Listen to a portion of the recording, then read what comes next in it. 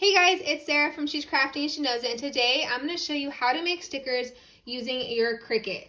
So I had so much fun learning how to make these stickers. I've been practicing over the last couple months that I actually decided to go ahead and open an Etsy shop. So I will put a link to my Etsy shop below in case you want to check it out, which I would be forever grateful if you supported my small business.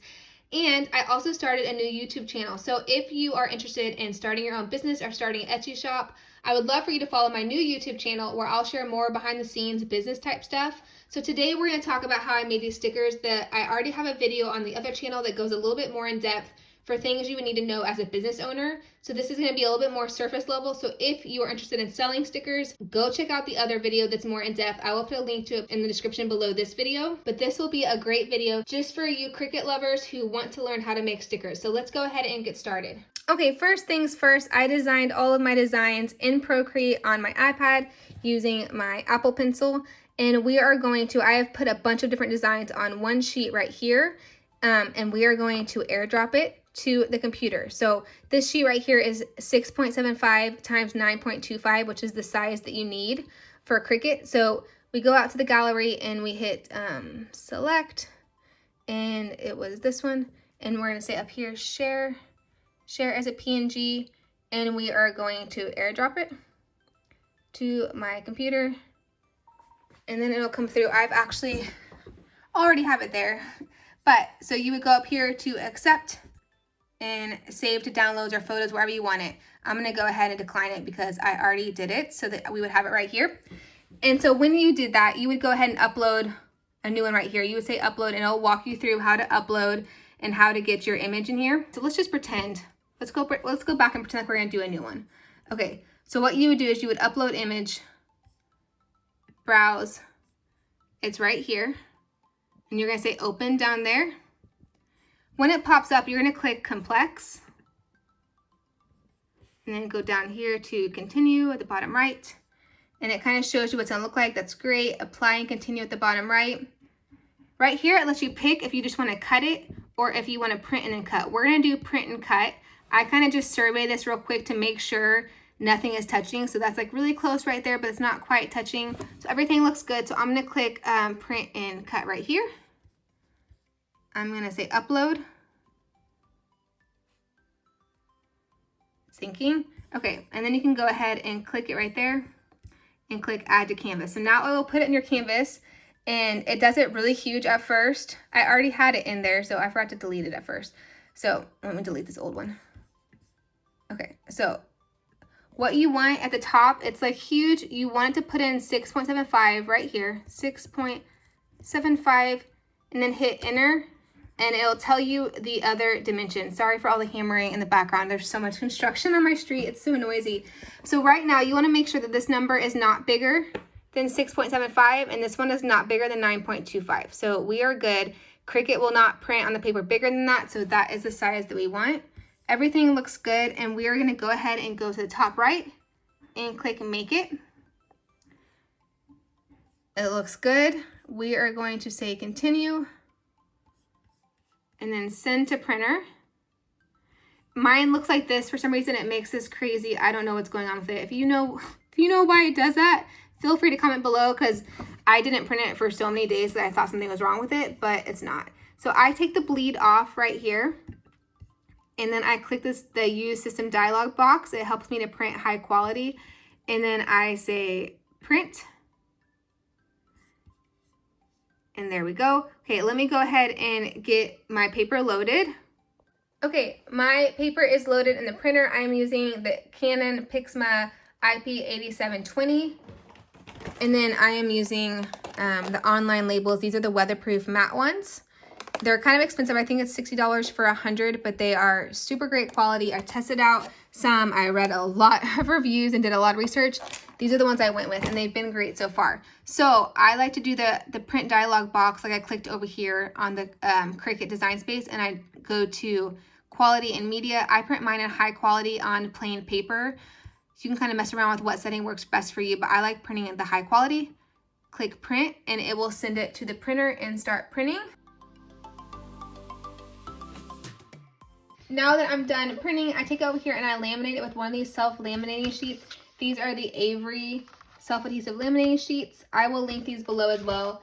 So this paper right here, the sticker paper, is weatherproof or kind of waterproof, but the ink on top is not. So this will seal the ink. So what we want to do is we do not want the laminating sheet to cross these black lines. The Cricut uses these black lines to know where to cut. So you put the laminating sheet a little bit inside. I'm just measuring it right now, and we are going to trim it down. So I kind of measure it. I put some lines. I definitely leave a little bit of spaces so that it doesn't get too close to the black lines, because trust me, if you go over it, it will not cut.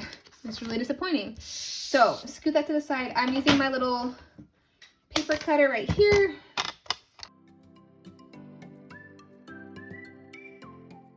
Okay, so the biggest pro tip I have for you is to use Scotch tape and tape the paper to the table.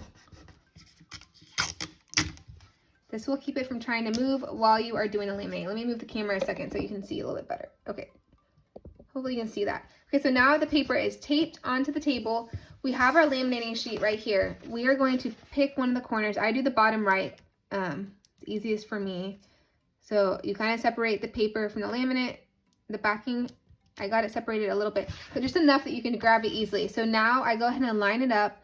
Like I said, do not let any of the laminating go over the black border. Okay, and while you have it in place, clear of the borders, you peel back the sticker part. The backing is on the bottom, and I fold the backing under. I saw somebody else do this and thought it was genius. I don't remember who, or I would give her credit, but I thought it was genius. So now one corner is attached. Then what I do is I use my ruler,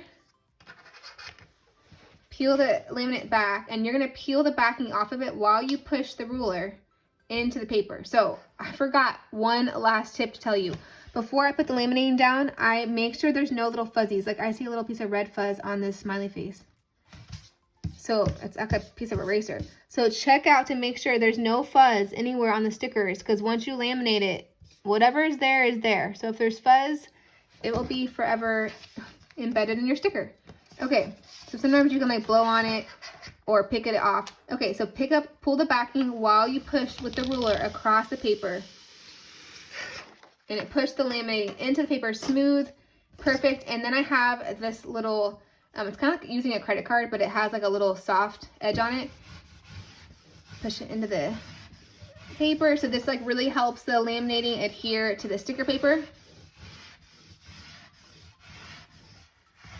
I have this. You could also use a brayer if you love doing Cricut stuff and you already have one to push it, but the idea is that you really want to put some pressure into it to really get it to seal properly.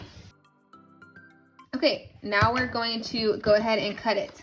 Okay, I have my Cricut mat. This is a pretty new one. I got a new one so that my other one is like really fuzzy and doesn't look very pretty, and so I wanted a newer one so that I could show you guys. There we go. Okay, so line it up and get it on the mat. I use my brayer.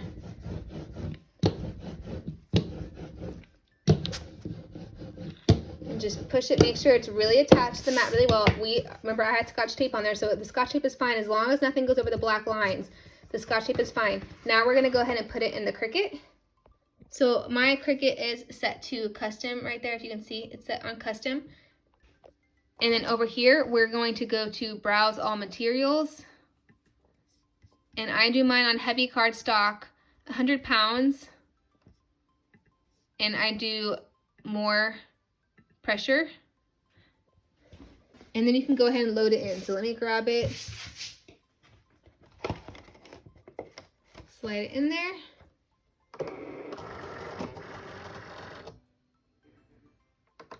and then first things first, it's going to start scanning it. Like we talked about, those black lines, if you're not used to doing this, it's going to scan the black lines to make sure it knows exactly where to cut.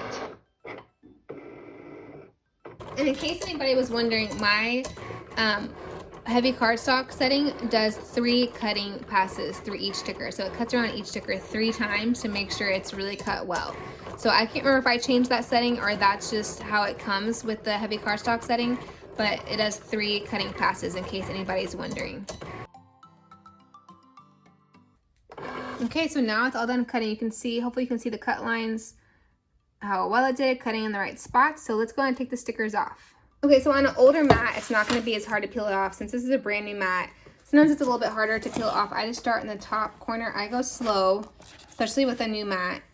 Take your time.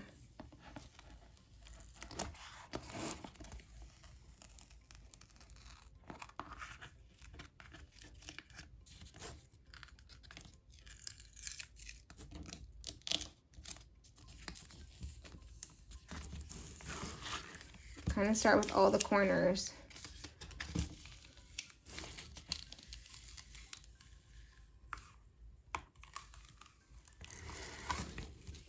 With my old mat, I can pretty much rip it off right away and it's good, but you get the idea. So that came off pretty easily.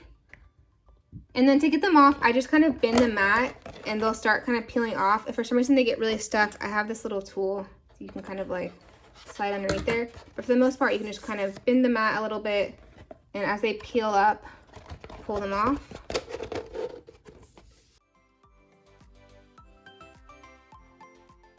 Okay guys, that's it. That was the quick and dirty how to make stickers using a Cricut. Like I said, I will link all the supplies that I used in the description below this video, as well as a link to my new Etsy store, and I will also share a link to my new YouTube channel. So if you're interested in kind of starting your own business, if you're looking into starting an Etsy shop or selling stickers, definitely check it out. That video on how to make stickers on my other channel definitely goes a little bit more in depth, and I have a couple extra tips there that I didn't share here because it's more specific to selling stickers. So if you like this video, please give it a big thumbs up and make sure you subscribe for more videos. Bye!